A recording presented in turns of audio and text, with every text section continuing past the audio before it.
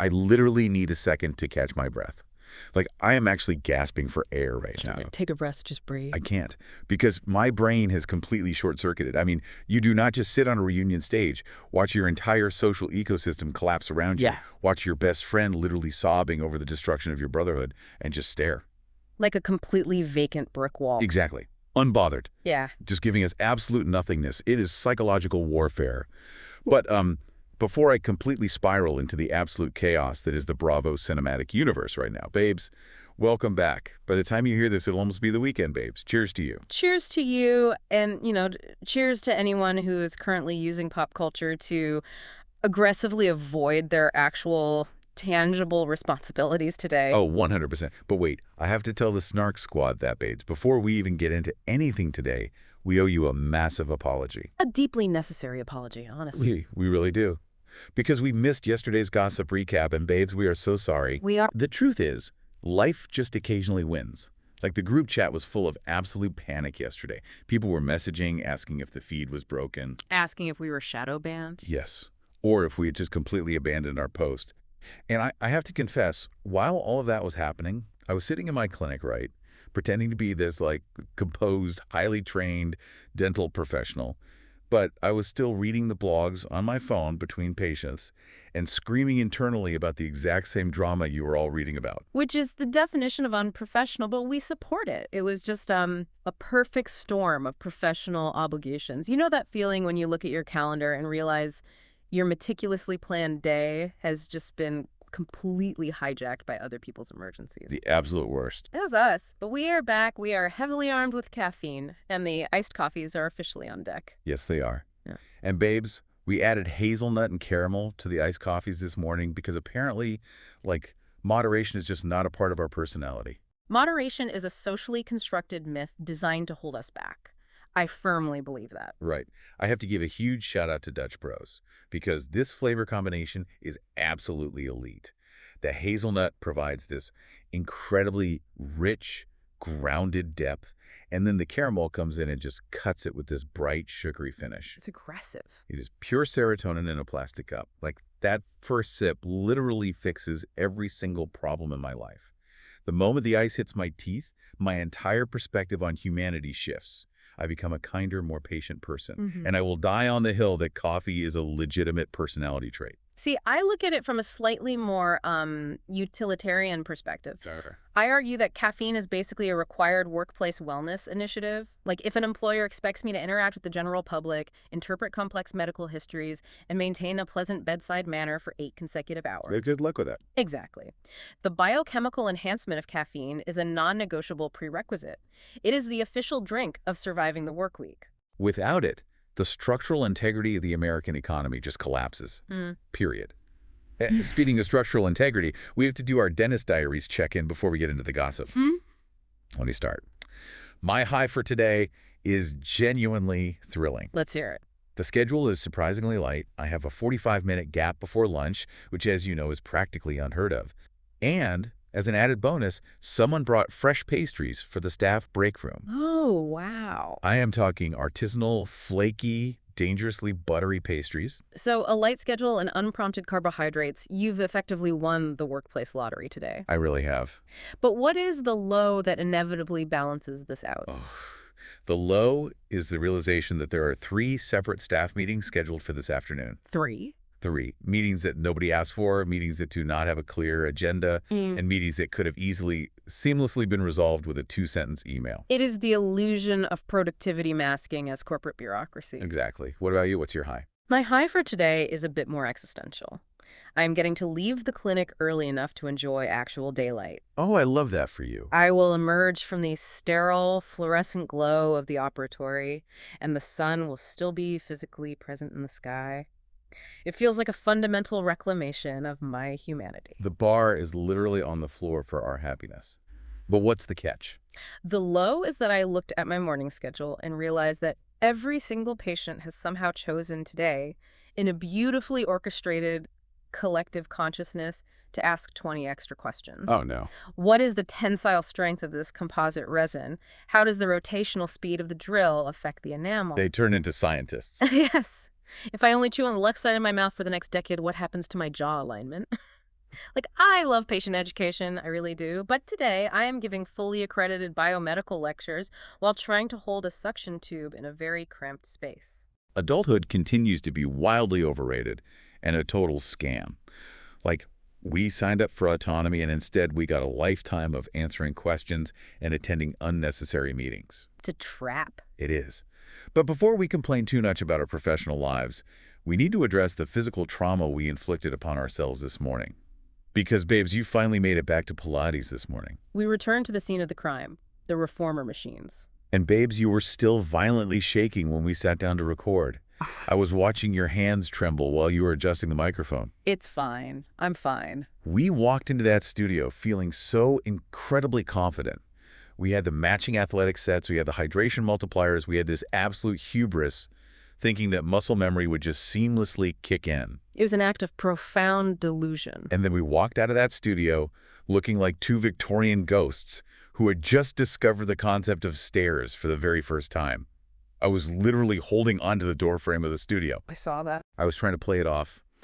The instructor looked at me and I had to pretend my uncontrollable full-body shaking was just like deliberate advanced core activation. Meanwhile, I was in the corner negotiating with every single muscle in my body in real time. I was having a localized diplomatic crisis with my hamstrings. Just begging them to work. I promised them that if they just allowed me to operate the pedals of my car, I would never subject them to a resistance band again.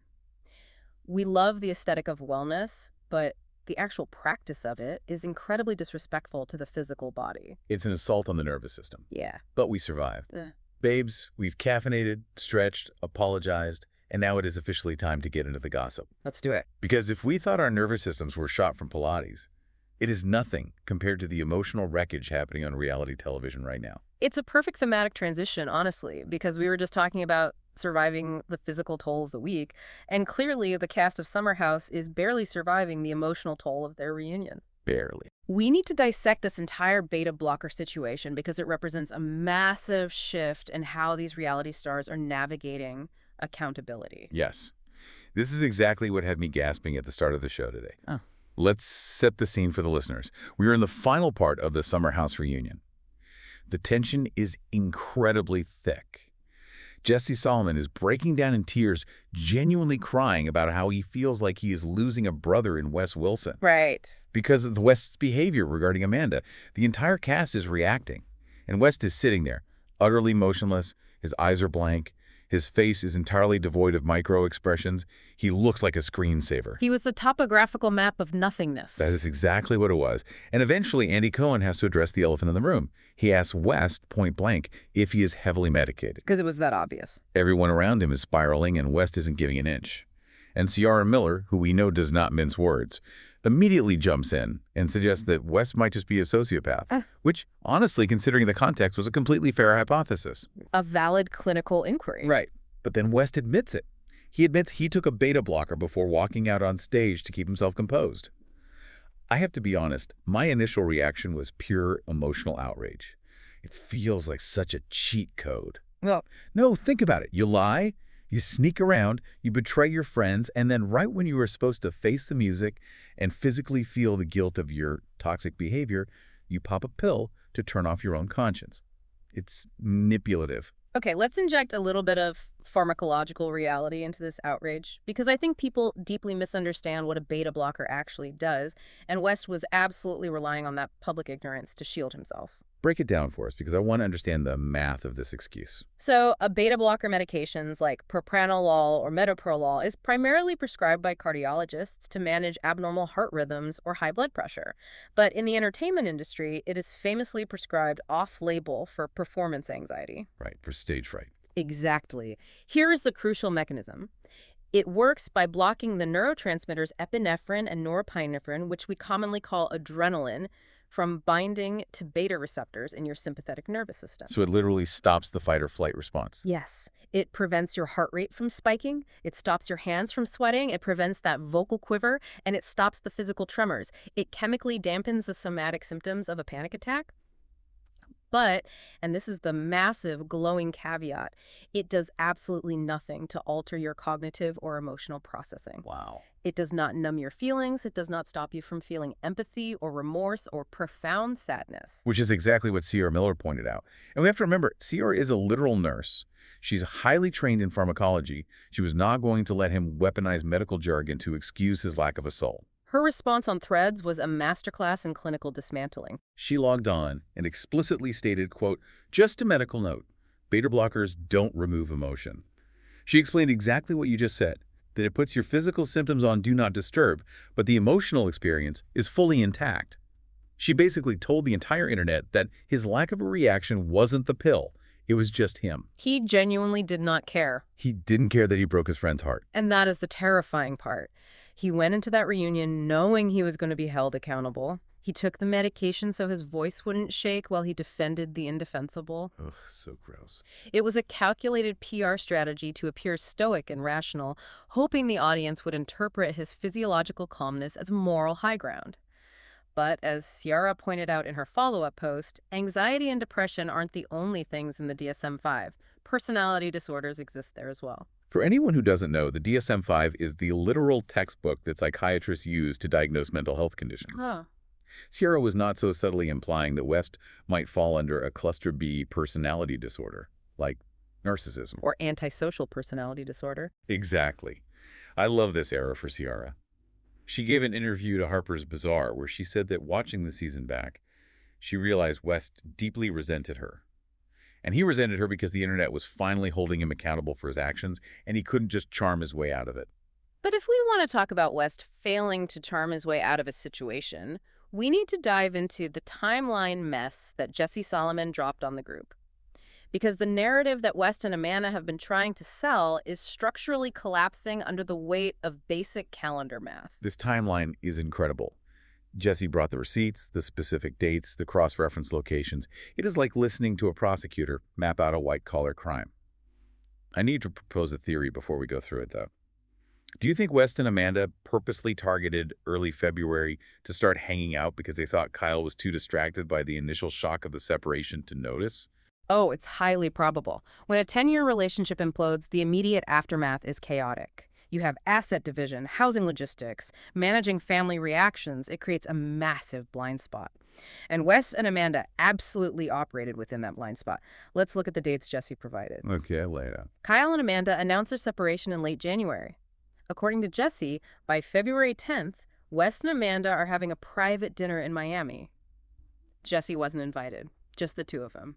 And as someone who has navigated post-breakup friendships, you do not just isolate a newly single woman in another city for a private dinner unless there's a very specific intention. Precisely. And the timeline accelerates rapidly. By February 27th, Jesse gets a text from a mutual friend saying West and Amanda were visibly into each other and left a bar together. Meanwhile, Brianna Chicken Fry, who is completely outside of this immediate Bravo ecosystem, starts telling people they are hooking up. Wait, I have to jump in here because the Brianna Chicken Fry element is the smoking gun. It really is. Brianna confirmed on her platform that West explicitly told her at a Super Bowl party that he and Amanda were a thing. The Super Bowl was February 11th, the day after the Miami dinner. So they were already fully romantically entangled mere weeks after the separation was announced, all while looking Kyle in the eye and acting like nothing had changed. That is the triangulation tactic. You secure the new romantic prospect while simultaneously maintaining the facade of platonic loyalty to the ex-husband, ensuring that you control the flow of information to all parties. It's so dark. Let's move to February 28th, which Jesse refers to as the shady brunch. Jesse is having brunch with the guys. West bails early, claiming he has other plans. It turns out his other plans were a separate brunch with Amanda and her friends. Wes deliberately concealed Amanda's presence from Jesse. Because he knew Jesse would flag it as inappropriate. If it was just a casual hangout with a friend, you say, hey, I'm going to go meet up with Amanda. The omission of her name is a literal admission of guilt. And it gets worse. Later that exact same day, Jesse and Kyle run into West and Amanda at the bar. Amanda jumps up, kisses Kyle on the mouth, which is a classic misdirection technique, by the way. And when Jesse makes a joke about West and Amanda dating, Amanda deflects and says, West is my boy. And then they all allegedly go back to West's apartment. It's the psychological toll of gaslighting your own friend group. By March 6th, the entire group is in Cabo. Jesse is FaceTiming Ciara because they're both highly suspicious. Jesse calls Kyle, who is still entirely oblivious to the romantic undertones, but Kyle casually mentions a massive logistical anomaly. Oh, the location sharing. Yes. He says that the morning after they ran into West and Amanda at the bar, Amanda's location sharing was turned off. This was the exact morning Kyle was supposed to coordinate picking up their dogs. Turning off your location sharing when you're supposed to be coordinating a pet handoff with your ex-husband is the universal, undeniable signal of I am somewhere I do not want you to know about. It is the modern-day equivalent of unplugging the landline. By March 10th, West is actively trying to suppress the narrative. He sends Jesse a Reddit thread that is speculating about the rumors, and West begs Jesse not to feed into it, explicitly stating there's nothing to confirm. March 11th, Jesse confronts Amanda directly, and she gives him a 100% unequivocal denial. Wow. 10 days later, March 22nd, Kyle checks Find My Friends, and the location is back on, and it shows Amanda stayed overnight at West's apartment. The betrayal is staggering. They lied to Jesse's face. They lied to Ciara. They completely humiliated Kyle. And then, after weeks of aggressive denials, they release a joint PR statement on March 31st confirming they are a couple. And West has the nerve to tell Jesse it's been a little over a month, and he thinks he loves her. The audacity is only compounded by Lindsay Hubbard's involvement. Lindsay took to Threads to comment on Jesse's timeline, writing, "No offense against Jesse's timeline, but I think we can fill this in a bit more with facts and dates." Lindsay Hubbard is sitting on a mountain of unredacted evidence. If Lindsay has the real, uncensored dates, West and Amanda should be completely terrified. She does not play by the standard rules of reality TV diplomacy. She really doesn't. And Bravo is capitalizing on this exact tension. They are refusing to let the narrative settle. They are dropping a surprise bonus episode called Summer House, The Aftermath. This bonus episode is going to destroy me. The previews are absolute chaos. We see West sitting down with Kyle Cooke, and Kyle, who looks incredibly defeated, just asks him point blank, "Do you love her?" And West stares back and says, "I do love her and have for a very, very long time." That phrasing, "for a very, very long time," is the most damning part of the entire confession. It changes the entire context of their friendship over the last 2 years. You pursued your friend's newly separated wife, lied to your entire social circle, gaslit everyone who asked questions, and now you are confessing to a deep, long-term romantic longing. It's a massive retcon of their entire dynamic. But here is the part that makes my blood boil. He was harboring this profound, long-term love for Amanda while he was actively dating Maja Moreno. The Maja factor. This elevates the situation from standard messy reality TV to something genuinely insidious. Maja was operating under the assumption that they were building towards an exclusive, committed relationship. Right. Wes was playing the role of the devoted boyfriend with Maja, consuming her time and emotional energy while simultaneously using her as a placeholder while he orchestrated this long-con romance with his married friend. Is the ultimate toxic male playbook. You keep the reliable woman on the hook to satisfy your ego, your daily needs, while you strategize how to bag the quote-unquote unattainable woman in your inner circle. It is pathological. Completely. In the preview, there is a scene where Maja and Ciara are having a drink, and Maja raises her glass and says, "You brought us together far too late." It is a beautiful moment of female solidarity. Women uniting over the collateral damage caused by a deeply mediocre man. However, and I hate to do this, while we can critique West's manipulative timeline, we also have to apply that same analytical rigor to Kyle Cooke, because Kyle is currently playing the role of the wounded, blindsided, deeply betrayed ex-husband, but his own behavior regarding this divorce is completely unhinged. Oh, I'm so glad you brought this up, because I'm ready to play devil's advocate here. Yeah. Kyle did an interview recently where he outlined his ideal divorce scenario. Now, we know they do not have a prenuptial agreement. Kyle stated that because they kept all of their bank accounts completely separate during their 4-year marriage, his ideal outcome is a walkaway divorce. Everyone takes exactly what they earned, no spousal support, no asset splitting, clean break. Right. And honestly, if they genuinely kept their money separate, isn't that the most logical, least messy way to handle it? On surface level, it sounds incredibly pragmatic, but legally and financially, it is a massive oversimplification, and it heavily favors Kyle. New York, where they reside, is an equitable distribution state, not a community property state. Look, what does it mean in normal English? It means the courts do not just slice everything 50-50. They look at the accretion of value during the marriage, even if you maintain separate checking accounts. If you are legally married and you are building a brand, increasing your earning potential on reality television, and acquiring assets, the court views that as a joint enterprise. Oh, wow. A 4-year marriage without a prenup means Amanda is legally entitled to a portion of the wealth generated during that specific 4-year window, regardless of whose name is on the bank account. Kyle asking for a walkaway divorce is essentially Kyle asking Amanda to legally forfeit her equity in the partnership they built together. Wow. Okay, when you frame it in terms of equitable distribution of brand value, Kyle's request goes from looking pragmatic to looking incredibly self-serving. Yeah. He wants her to walk away from the financial growth of the last 4 years. Precisely. And to add insult to injury, he is being so incredibly petty about the logistics. It has been 6 months since they announced their split, and Amanda's belongings are still sitting in his apartment. 6 months is an inexcusable timeline for moving boxes. And Kyle's patience has apparently evaporated. He gave an interview where he explicitly suggested that since Amanda has a strong, capable new boyfriend in West Wilson, West can come over to the apartment and help pack up her car. The passive aggression is an art form. I would pay exorbitant amounts of money for Bravo to air unedited security camera footage of West Wilson carrying heavy cardboard boxes full of Amanda's sweaters out of Kyle's apartment while Kyle just stands in the doorway, glaring with his arms crossed. But, Kyle has zero right to act like the aggrieved, pure-hearted victim when he is out here acting completely single and chaotic on the road. The double standard is glaring. He is shedding tears at the reunion over the sanctity of his 10-year relationship, demanding respect for his broken heart.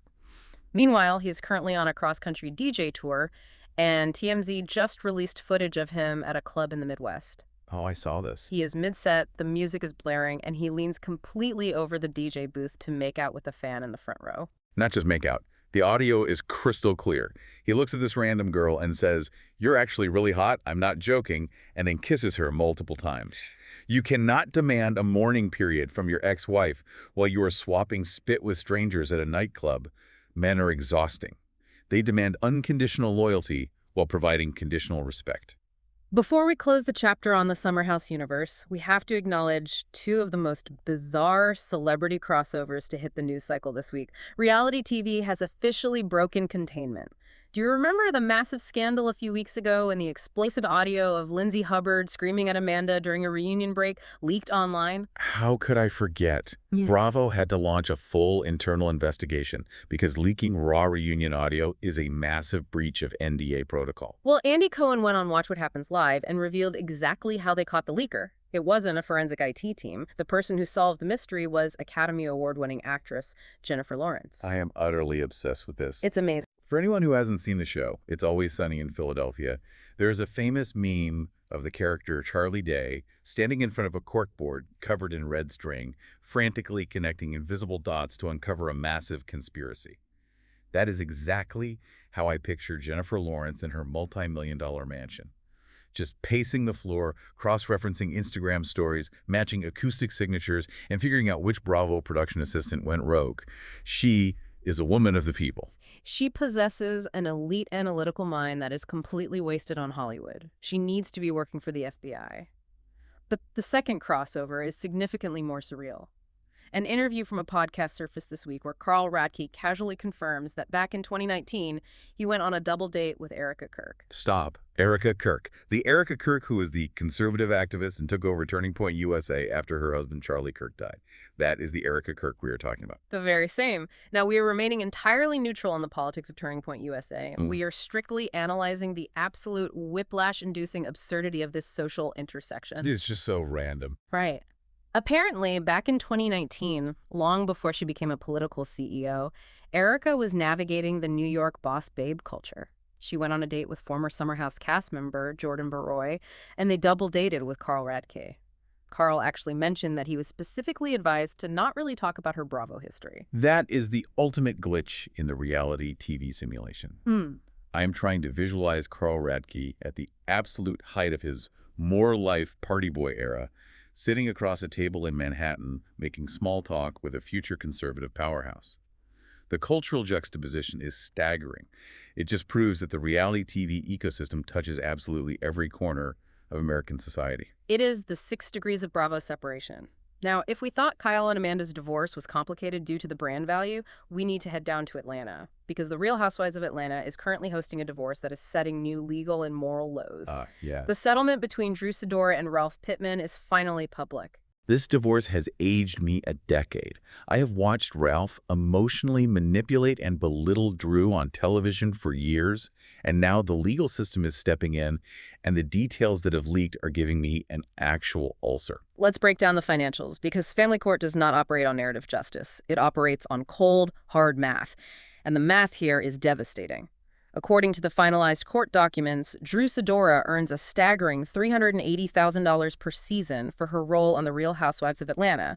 When you break that down by episode, she is pulling in roughly $26,000 an episode. And honestly, good for her. She has carried incredibly heavy, traumatic storylines. She earned that paycheck. She absolutely did. The court determined her total monthly income to be around $38,000. Ralph, on the other hand, had his income assessed at approximately $27,000 a month, though it is worth noting that Drew's legal team argued he actually makes closer to $70,000. But the massive disparity comes down to the custody arrangement. Despite the fact that Ralph spent a significant portion of this nightmare living in the basement of their home, the judge awarded Ralph primary physical custody of their 2 children. Drew was granted visitation on alternating weekends. I'm going to push back on the legal system here because I am emotionally devastated for her. As a mother, to endure years of alleged cruelty and infidelity, to be the primary breadwinner, and then to lose primary custody of your children. That is a profound systemic failure. From an emotional standpoint, it feels like a gross miscarriage of justice. But legally, family courts prioritize stability and routine for the children over the moral failings of the parents, unless those failings directly endanger the child.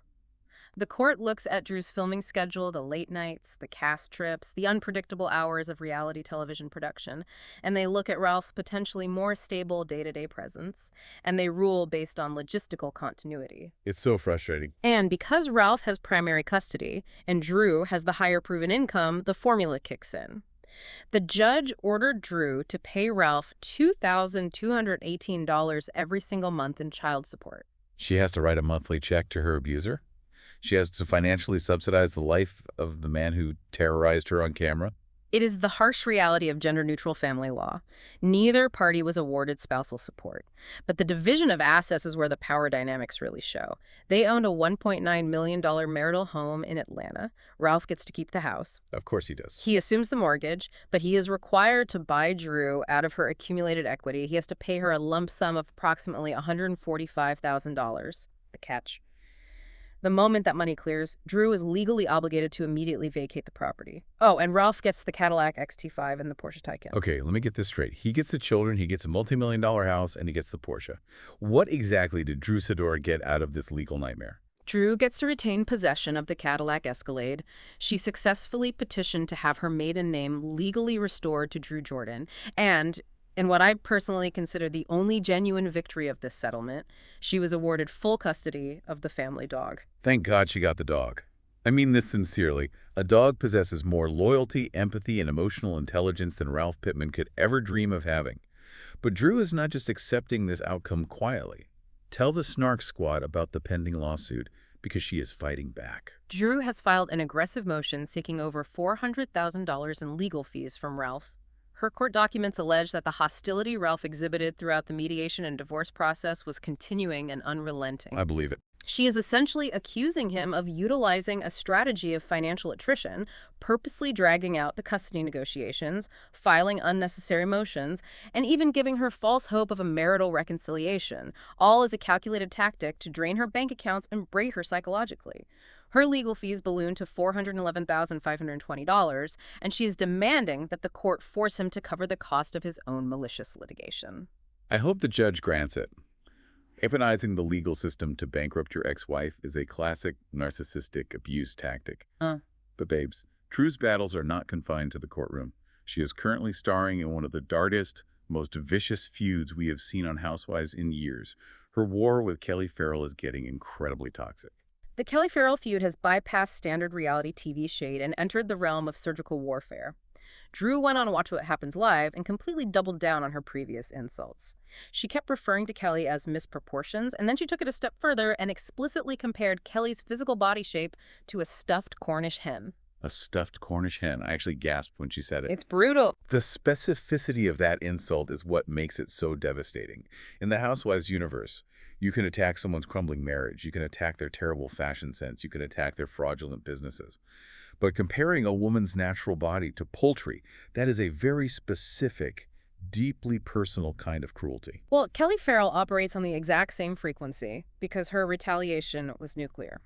Kelly logged onto Twitter and posted a photograph of a literal, raw, unseasoned chicken, but she placed it directly next to a photograph of Drew's before body.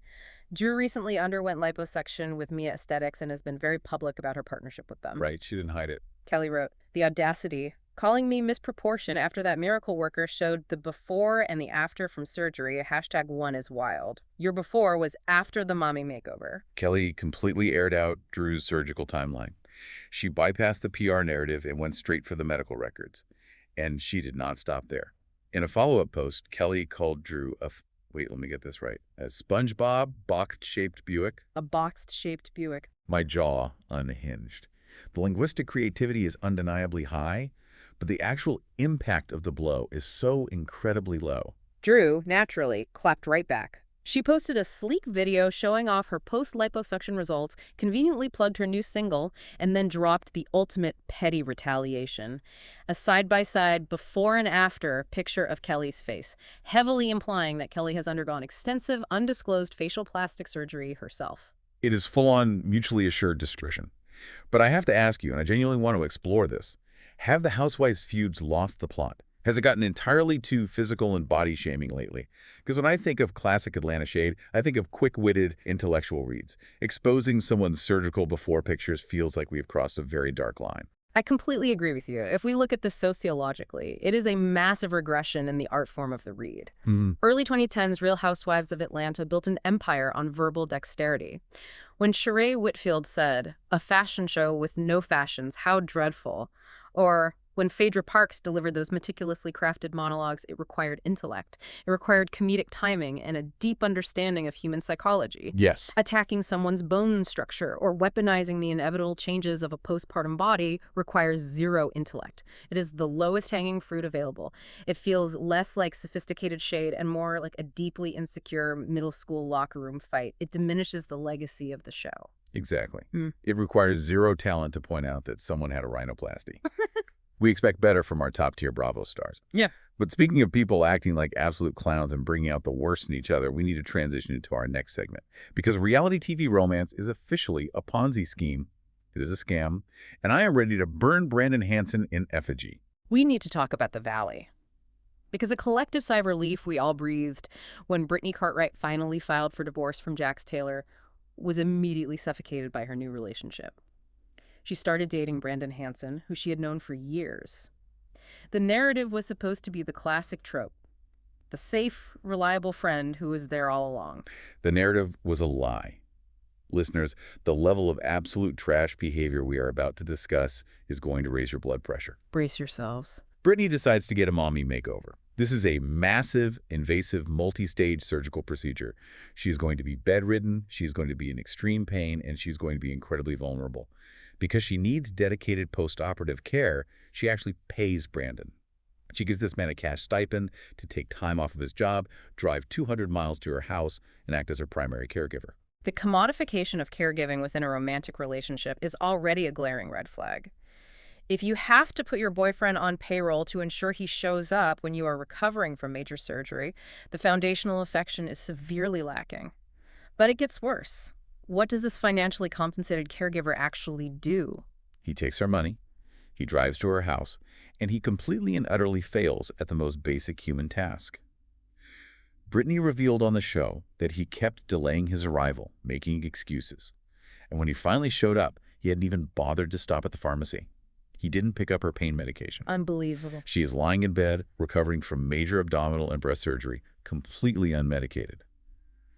And while she is suffering, Brandon's own teenage daughter sends Brittany a message to inform her that Brandon had been hanging out at another woman's house right before he arrived and was currently FaceTiming other women while sitting inside Brittany's house. The audacity of a man to accept a cash stipend to be a nursemaid, neglect to provide the actual medical relief required by the job he was paid for, and use the downtime to virtually court his side pieces from the living room of the one recovering from surgery. It is astronomical levels of garbage behavior. Zach Wickham, her castmate, felt totally vindicated because he saw through Brandon from day one. But the most revealing part of this entire saga is how Brandon chose to defend himself on social media. His defense was a masterclass in making yourself look worse.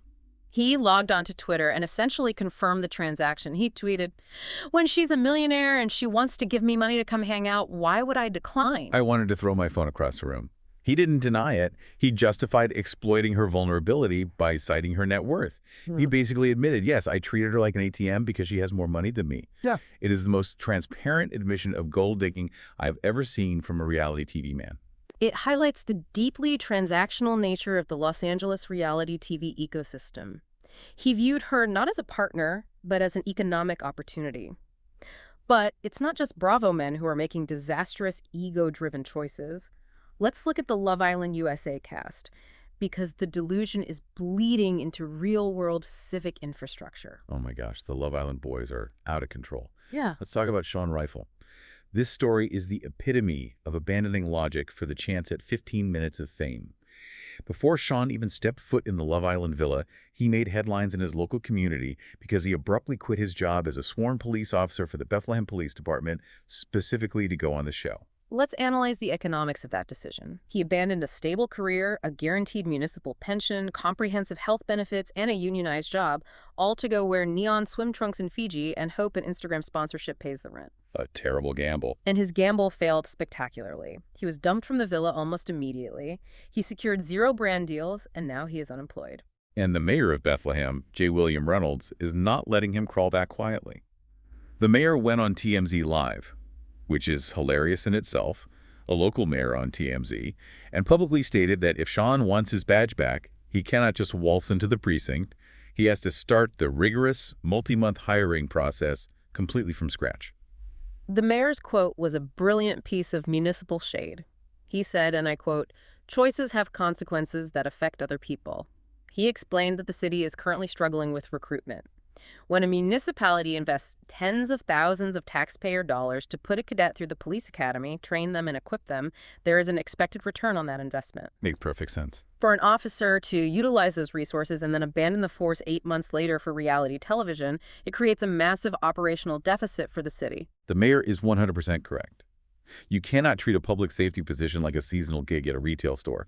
But the absolute delusion of Sean's family, his sister, went into the comment section of an E! News post and actually tried to defend his choice. She argued that the police department missed a great opportunity to connect with the community and generate positive PR. Yes, because there is absolutely nothing that improves the public perception of local law enforcement quite like watching one of their sworn officers aggressively try to manipulate a 22-year-old influencer into a showman's on national television. Exactly. The sheer entitlement to think the city owes him his job back after he treated it as a backup plan is staggering. But speaking of Love Island, the fans are proving to be just as unhinged as the cast members. The fans are completely feral this season. Peacock introduced a new feature on the Love Island USA app, allowing the American public to vote and decide which established islanders the new bombshells should be forced to go on a date with. They gave the public the power to play God with these relationships. And what was the result? The result was a catastrophic failure of digital infrastructure. The sheer volume of traffic completely crashed the Love Island app. Millions of people simultaneously opening an app because they care so deeply about the romantic trajectory of strangers that they literally broke the servers. The IT team at Peacock must have been having a full-blown panic attack. They had to officially extend the voting window into the following day just to manage the bandwidth and let the servers cool down. It is a fascinating case study in parasocial relationships. The audience no longer wants to passively consume reality television. They demand interactive control over the narrative. When you gamify human emotions and put the controls in the hands of a highly invested internet fandom, you get digital stampedes. But the server crash is trivial compared to the actual legal danger unfolding with another Love Island alum. We need to discuss the chilling situation involving Huda Mustafa. This is a massive shift in tone, because this is not petty drama. This is a very dark, very serious legal battle. Let's establish the facts as they have been presented in court. Huda Mustafa, from Love Island, USA, recently went through a bad breakup with her ex-boyfriend, Louis Russell. Louis shares a child with his previous ex-girlfriend, a woman named Nicole Oliveira. Currently, Nicole has filed for and been granted a temporary restraining order against Huda. To obtain a temporary restraining order, a judge has to look at the preliminary evidence and determine that there is an immediate, credible threat to the petitioner's safety. Nicole submitted allegations that Huda broke into her home and made terrifying threats, but the story really exploded when TMZ got involved. Right. They published security camera footage that seemingly shows Huda in the dead of night sneaking into Nicole's apartment building complex. Huda immediately went on the defensive. She claimed on social media that the video was doctored, and she alleged that TMZ paid $50,000 for fake footage. I want to pause on that number, because $50,000 for a doorbell camera video shows exactly how lucrative the reality TV scandal economy has become. But Nicole didn't just provide video. She submitted court documents containing the actual text messages Huda allegedly sent to Louis while she was in an Uber heading toward Nicole's residence. These text messages, which are now part of the public court record, are the definition of actionable harassment. I'm going to read them exactly as they were filed. Quote, "I'm going to her baby mom's house in the Uber now. I'm about to be at Nick's. Why are you not answering?" This was immediately followed by, "Are you cheating on me? I remember where I told me her window was." I remember what you told me her window was. That sentence sent a visceral chill down my spine. That is not an angry text. That is horror movie dialogue. Right. That is a calculated predatory threat indicating that, the physical vulnerabilities of a home where a mother and child are sleeping. According to Nicole's sworn statement, Huda engaged in this behavior for 12 continuous hours, sending what Nicole described as terrifying and extremely mentally unstable threats, explicitly threatening to harm Nicole and her child. Huda has denied the allegations entirely, but the evidentiary threshold for a permanent restraining order will be tested at a court hearing set for July 1st. Look, I am a highly emotional person. I've experienced the blinding, irrational, gut-wrenching pain of a bad breakup. We've all sent an embarrassing text message that we regret the next morning, but there is a massive, impenetrable wall between a broken heart and criminal stalking. Spending 12 hours threatening an innocent woman and her child, physically infiltrating her building and referencing her window. That is an extreme, terrifying escalation. It crosses the line from emotional distress into legally actionable intimidation. You cannot weaponize your heartbreak against innocent third parties, especially when a child is involved. The court system will have to determine the veracity of the evidence, but the fact that a judge granted the temporary order speaks volumes about the severity of the texts. Absolutely. Okay, my nervous system needs a reset. We need to cleanse our palate, because the emotional weight of that story is heavy. Let's move into our rapid-fire reality roundup. I want to speed through the rest of the Bravo universe, but let's actually give these topics the analysis they deserve. Let's start with some genuinely beautiful news out of the Vanderpump Rules universe. Dana Kethen has officially come out as a lesbian. I was so incredibly happy to see this. Dana posted the most joyous, vibrant carousel of photos on her Instagram. She was wearing a simple white tank top that just had the word J printed across the front, and she was surrounded by her friends, just radiating happiness. And the comment section, it made me tear up. The support was overwhelming. Ariana Madix, Katie Maloney, Shanna Shea, they all flooded her post with massive amounts of support. Katie wrote, "My favorite lesbian." Dana also posted a very vulnerable follow-up on her Instagram story discussing the psychology of coming out later in life. She wrote about how her journey wasn't linear, that it was filled with fear and confusion, and that she had to unpack a massive amount of trauma and societal conditioning to finally reach this point of clarity. The sociology of this is fascinating. We see so many millennial women in their late 20s and 30s experiencing this exact journey. It's the unlearning of compulsory heterosexuality, the societal expectation that you just date men, because that is the default setting you were handed at birth. Watching a woman on a massive platform step fully into her authentic self, refusing to be boxed into the narrative she had in her 20s, is just beautiful. It provides incredible visibility. Now, shifting to a different kind of generational shift, let's look at the younger Bravo demographic. Ariana Bierman, the daughter of Kim Zolciak, is currently starring in Season 2 of Next Gen NYC, and she has publicly declared this to be her crash-out season. I am so ready for a crash-out season. Let's examine the sheer amount of psychological weight this 22-year-old is carrying. She is navigating a messy, emotionally exhausting on-and-off breakup with her high school sweetheart. She is entangled in a complicated love triangle with a prominent NYC club promoter. She is actively feuding with Gia Giudice. Which is a lot for anyone. And all of this is happening while the specter of her parents' spectacularly ugly, highly publicized, financially ruinous divorce plays out in the tablets. What is fascinating here is the generational divergence in handling reality TV fame. Kim Zolciak built her brand on projecting an illusion of flawless wealth, the wigs, the cards, the complete denial of financial reality.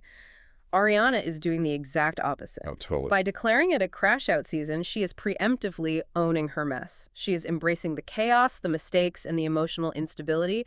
It is a very Gen Z approach to public life. Yeah. Radical, almost uncomfortable transparency instead of curated perfection. She is essentially carrying the entire narrative weight of that franchise on her back. Meanwhile, down south, we have another young reality star navigating identity in a very different environment. Justin Asada, from Southern Hospitality, opened up about his fluid sexuality during their Season 4 reunion. Andy Cohen specifically asked Justin to clarify a comment he made earlier in the season where he described himself as 30% gay.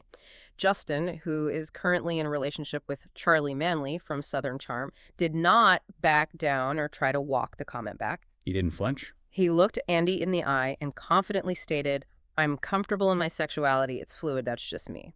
He openly admitted that if the perfect guy came along and swept him off his feet, he wouldn't hesitate to explore it. I cannot stress enough how culturally significant that is.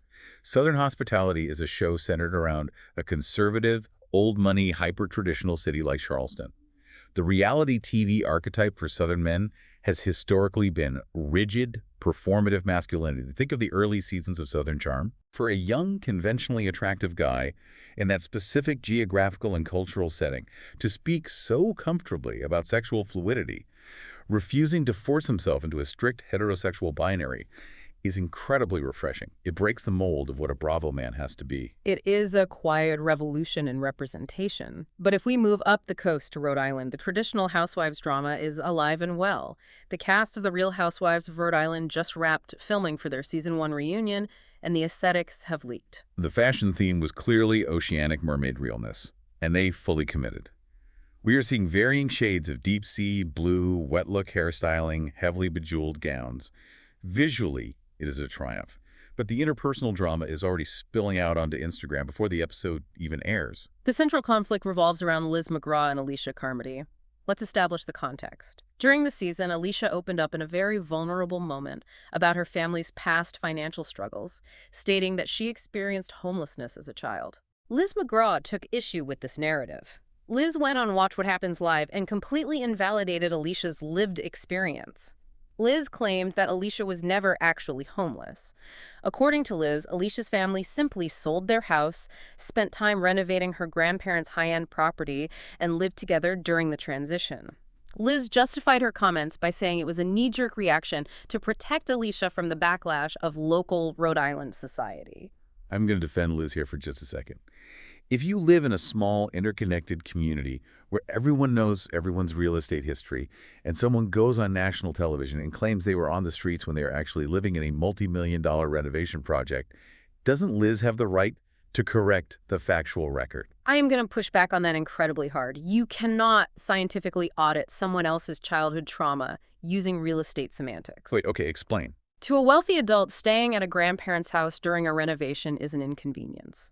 To a child, losing their primary home, losing their bedroom, and feeling displaced and unmoored can absolutely be internalized as a form of homelessness or extreme housing insecurity. Oh, that makes sense. Liz is observing from the outside, applying an adult socioeconomic lens to a child's emotional reality. To go on national television and publicly call Alicia a liar under the guise of protecting her is incredibly condescending and cruel. Okay, when you frame it around the subjective nature of childhood trauma, you are entirely correct. Alicia clearly felt the exact same way because she took to Instagram and fired back. She wrote, "Liz needs to worry about her story and leave me and my family's name out of her mouth now. It's getting obsessive." Liz tried to backpedal and blame Andy Cohen for asking the question, but the damage is done. You do not get to dictate how someone else experienced the hardships of their own life, period. Exactly. Our final rapid-fire topic is a masterclass in modern reality TV public relations. Antonia Gorga, the daughter of Melissa and Joe Gorga from RHONJ, just confirmed she underwent a rhinoplasty. I want to give a massive supportive shout out to Antonia. Hmm. She is 20 years old. She has grown up with cameras in her face her entire life, watching her mother's appearance be dissected by millions of people. Instead of hiding, she went to Dr. Sam Risk in New York, got the nose job, and immediately took control of the narrative. She posted the before and after video herself. It is a brilliant strategy. The historical precedent for housewives and their children is to deny, deflect, and blame contouring until the public speculation becomes unbearable. Yep. Antonia bypassed the entire cycle of tabloid scrutiny. She owned the surgery online, presented it as a positive, empowering choice, and effectively cut the internet trolls off at the knees before they could even begin writing their think pieces. The results look incredibly natural. She seems genuinely happy with her decision, and the Bravo community rallied around her. Good for her for navigating a toxic public square with that much grace. It is the evolution of reality TV media training. Acknowledge the truth, own the aesthetic choices, and move forward. But to wrap things up today, we need to pivot away from the superficial drama and move into our true crime and industry shifts segment.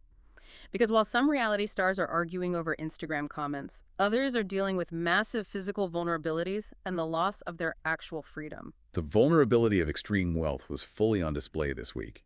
Heather El Moussa from Selling Sunset just experienced an incredibly terrifying ordeal. She and her husband, Tarek, were vacationing in Los Cabos, Mexico. And while they were thousands of miles away, their $5.2 million Newport Beach mansion was completely burglarized. The paradox of reality television real estate is that your home is your primary asset, but it is also a massive security liability. When you star on Selling Sunset, you are essentially broadcasting the floor plan, the security blind spots, and the location of your high-dollar items to millions of viewers. Wow, that is so true. And because they document their lives in real time on Instagram, the burglars knew exactly when the house would be empty. The robbers successfully bypassed the security systems and made off with several extremely valuable items. Heather posted on her social media that she felt disgusted and profoundly violated. As a mother, I cannot imagine the visceral horror of knowing that strangers with malicious intent were rummaging through your personal sanctuary, walking through the halls where your babies sleep. Thankfully, Heather, Tarek, and all of the children were safely in Mexico and completely unharmed. The physical safety of the family is the only metric that matters in a situation like that. Property can be replaced. But speaking of the terrifying physical vulnerability of children, the news coming out of the UK regarding Jess Wright from The Only Way is Essex is genuinely harrowing. This story completely took my breath away. It was a near tragedy of catastrophic proportions. Jess's 4-year-old son, Presley, was attending a party and was involved in a horrific accident. He was playing on a massive bouncy castle, and he somehow fell off the very top edge. We're talking about a drop of roughly 3 meters, which is nearly 10 feet in the air, and he landed face down on a solid, hard wooden floor. Let's analyze the physics of a pediatric fall from that height. A 10-foot drop onto an unforgiving surface like hardwood generates an immense amount of kinetic energy upon impact. The risk of severe traumatic brain injury, cervical spine fractures, or massive internal hemorrhaging is astronomically high. Jess posted that the sound of the impact literally silenced the entire party. She said that Presley was struggling to draw breath and actually lost consciousness. The paramedics had to airlift him via helicopter to a specialized trauma unit in London. And what makes this entire nightmare even more terrifying is the underlying medical context. Little Presley suffers from a congenital heart disease. He has a bicuspid aortic valve. A bicuspid aortic valve means his heart only has 2 flaps regulating blood flow instead of the normal 3, which can lead to aortic dilation or inefficient pumping. When a child with a compromised cardiovascular system experiences massive physical trauma and goes into shock, the strain on the heart is exponentially magnified. The panic in that room must have been absolute. Miraculously, defying all medical odds, he sustained no broken ribs, no spinal injuries, and no brain bleeds. He walked away with severe bruising and was discharged from the trauma unit hours later. It is nothing short of a genuine, scientifically inexplicable miracle.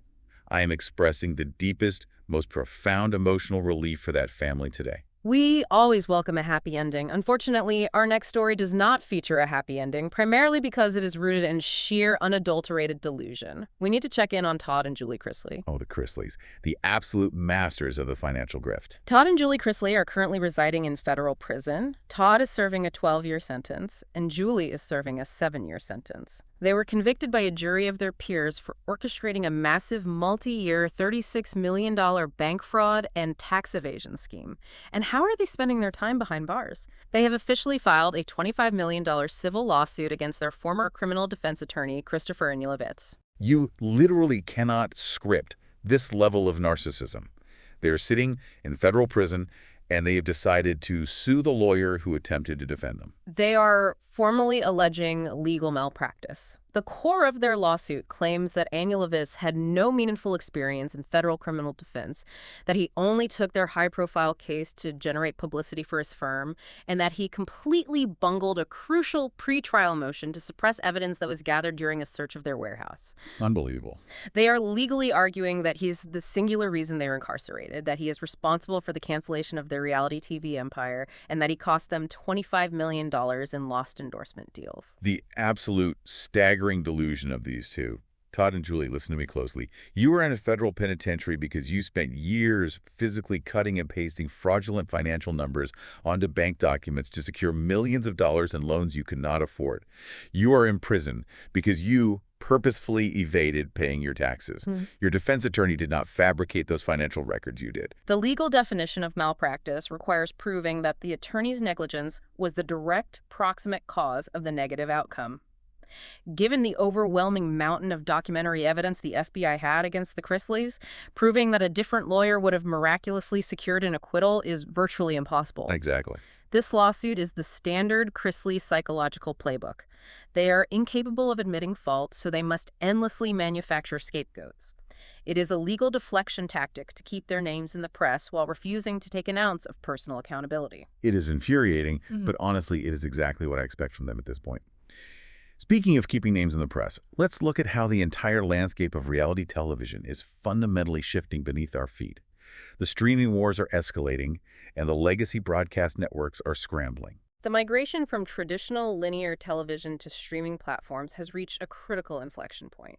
Netflix, which revolutionized the binge-watch model, is actually losing one of its foundational reality properties.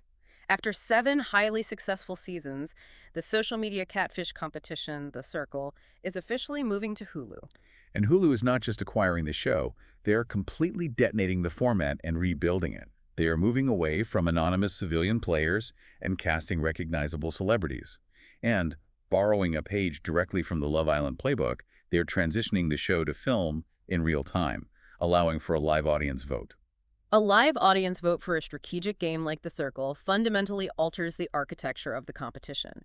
It removes the isolated psychological warfare and turns it into a popularity contest driven by real-time social media metrics. And watching D-list celebrities attempt to convincingly catfish each other on a giant LED screen is going to be a fascinating sociological experiment. I am already anticipating the absolute mess, and I will absolutely be renewing my Hulu subscription to witness it. But NBC is not going down without a fight. They are heavily stacking the deck for Season 2 of their massive competition hybrid, Destination X. Destination X is a brilliant concept where blindfolded contestants are placed on a bus, driven across various terrains, and forced to use geographical clues and psychological deduction to figure out exactly where in the world they are. And the cast list they just announced is essentially a reality television hall of fame. It is the Avengers of reality TV. Yeah. Dan Giesling, the absolute undeniable mastermind of Big Brother, is coming out of retirement for this. We also have Wendell Holland, one of the most strategic winners of Survivor. Aisha Scott from Below Deck is bringing the chaotic energy, and Kaylor Martin from Love Island is rounding it out. That's a solid lineup. Watching Dan Giesling, a man who convinced an entire house to hold his own funeral just to manipulate an eviction vote, play a high-stakes psychological game of geographical deception, inject it straight into my veins. It proves that the era of the disposable reality star is over. Networks recognize that established reality veterans bring guaranteed audiences and guaranteed strategic competency. It is a brilliant casting move. Babes, we have covered a truly staggering amount of ground today. We Yeah. have laughed, we have yelled, we have debated family law, and we have deeply, profoundly judged the terrible decisions made by the men of reality television. But now it is time to turn the conversation over to you. We need the Snark squad to sound off. Head to the comment section, leave a review, and answer the crucial questions of the day. Very important questions. First of all, we need a definitive ruling on the coffee order. Hazelnut or caramel? Which flavor profile is superior? Defend your choice in the comments. And second, are you Pilates people who actively seek out the physical torture of the reformer machine, or are you strictly emotional support walk girlies? Because after the trauma my hamstrings endured this morning, I am firmly, permanently team walk. Same. Additionally, please let us know what specific coping mechanism is getting you through the rest of this endless work week. Because the struggle is very real right now. And finally, which gossip story had you spiraling the absolute most today? Was it Jesse Solomon's meticulous timeline of West's betrayal? Was it Brandon Hansen admitting he used Brittany Cartwright as a personal ATM? Or was it the sheer blinding delusion of the Chrisleys suing their own defense attorney? We need to know your thoughts. Thank you all so much for listening. Please remember to like, comment, subscribe, and most importantly, share this episode with another snarker in your life who desperately needs a little extra chaos served with their morning coffee. We appreciate you guys so much. Stay caffeinated, stay messy, and we'll see you on the snark side.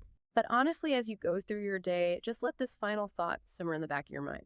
If reality TV has taught us anything today, is that the people who demand the most loyalty are usually the ones utilizing the most elaborate tools, whether it's beta blockers, burner phones, or fake timelines to hide their own betrayals. Trust the actions, never the PR statement. Goodbye, everyone.